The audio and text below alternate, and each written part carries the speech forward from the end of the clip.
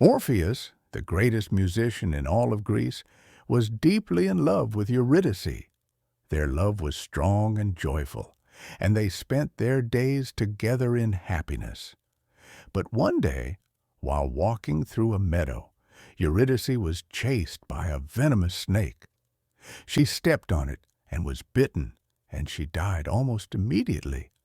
Heartbroken, Orpheus could not bear to live without her.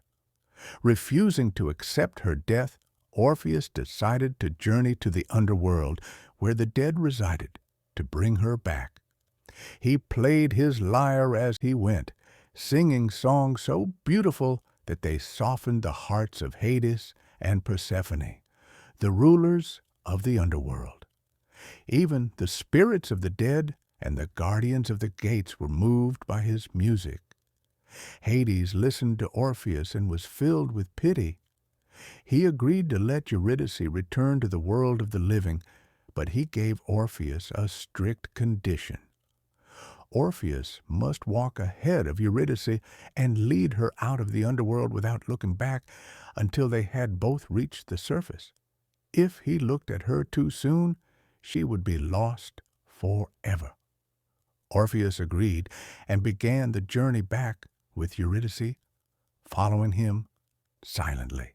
Every step was filled with tension and hope. The darkness of the underworld seemed endless, and Orpheus could hear the soft steps of Eurydice behind him. As they neared the exit, he became anxious and could not resist. Just before reaching the light, Orpheus turned to look at Eurydice. In that instant, she vanished. Her form faded into the shadows, and she was pulled back into the underworld. Orpheus tried to reach her, but it was too late. He had broken Hades' condition, and there was no way to retrieve her again. Orpheus was devastated. He left the underworld alone, carrying his grief with him. He wandered the earth, singing mournful songs about Eurydice and the love he had lost. His music was filled with sorrow, and even the birds and animals paused to listen. Though he longed for her and visited the underworld in his dreams, Eurydice could never return. Orpheus continued to mourn his lost love, carrying her memory everywhere he went.